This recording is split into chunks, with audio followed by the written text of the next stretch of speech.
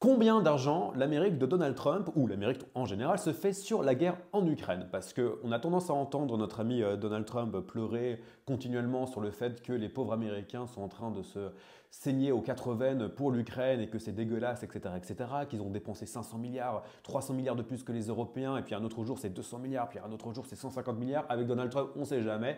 Les chiffres sont assez fluctuants, donc on ne sait jamais vraiment combien l'Amérique a donné. Enfin, on le sait parce qu'on a des chiffres, mais selon Donald Trump, je ne suis même pas sûr que lui sait vraiment combien d'argent a été donné. Et dans cette vidéo, on va s'intéresser au contraire à combien d'argent en fait l'Amérique se fait sur cette guerre, parce que l'Amérique se fait beaucoup d'argent sur cette guerre, et on ne va pas parler de tout parce qu'il y a beaucoup trop de choses à parler, donc on va se concentrer simplement sur le gaz et sur les armements. Mais avant de commencer, je m'appelle Joseph Roche, je suis correspondant en Ukraine, et si c'est des sujets qui vous intéressent, je vous invite à commenter, vous abonner et mettre des likes. Donc, combien d'argent l'Amérique se fait sur la guerre en Ukraine?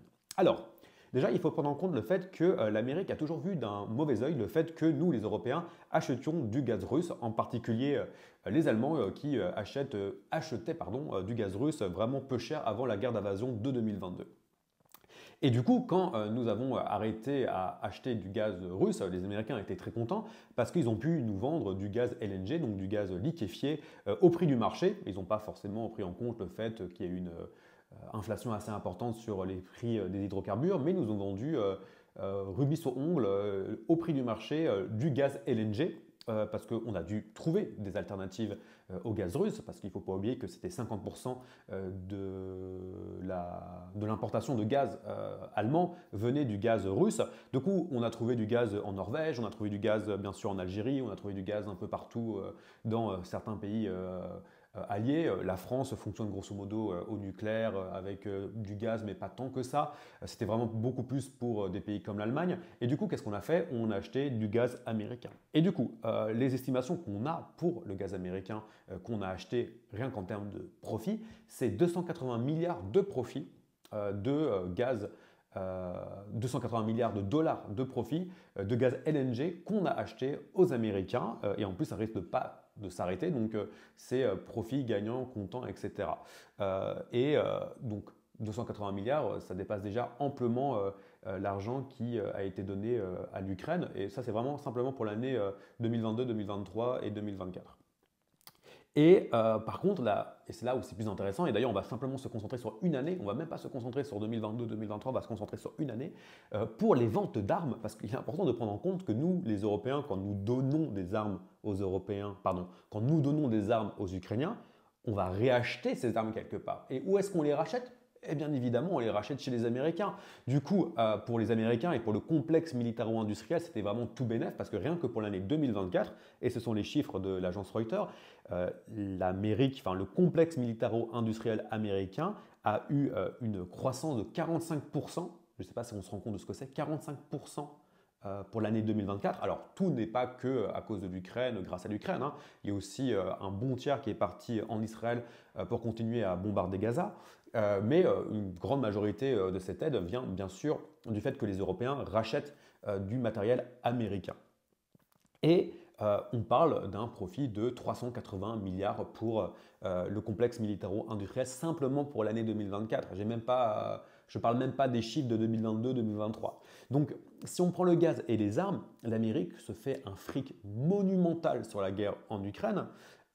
Du coup, d'où la question qui se pose, pourquoi est-ce que Donald Trump veut arrêter d'envoyer de l'aide à l'Ukraine? C'est une grande question parce qu'ils sont beaucoup d'argent, parce qu'aussi il est important de prendre en compte que on estime plus ou moins l'aide américaine envoyée à l'Ukraine à 187 milliards. 87 milliards qui sont allés directement dans le complexe militaro-industriel pour construire des armes. Du coup, ça crée des jobs, ça lance la dynamique économique dans certains États qui sont en difficulté, notamment des États comme la Pennsylvanie, le Michigan, le Wisconsin. Ça a un rôle, ça a un impact aussi bénéfique pour l'Amérique. Et après, dans les 100 milliards qui restent, il y a 67 milliards qui sont en fait 67 milliards de dollars en armes, tout simplement, qui sont des vieilles armes américaines que les Américains n'utilisent plus et qui sont dans des vieux hangars. Et le reste, c'était par contre du cash envoyé directement à l'Ukraine, notamment pour la reconstruction, pour le soutien aux forces armées, pour les fonctionnaires, etc. etc. Donc, bien sûr, c'était de l'argent qui était important, mais dans les faits, au bout du compte, l'Amérique n'a donné que cash 40 milliards, alors que les estimations qu'on a, au contraire, du profit qui se sont faits depuis le début de la guerre, sans même parler des opportunités qui sont nées par les sanctions faites contre la Russie. C'est important de le prendre en compte. Il y a énormément d'opportunités qui sont nées, opportunités économiques, qui sont nées des sanctions contre la Russie. Donc l'Amérique, on en a bénéficié, mais si on additionne les ventes d'armes de 2022, 2023, 2024 et le gaz, on est pratiquement à plus d'1 trillion de bénéfices américains depuis le début de la guerre.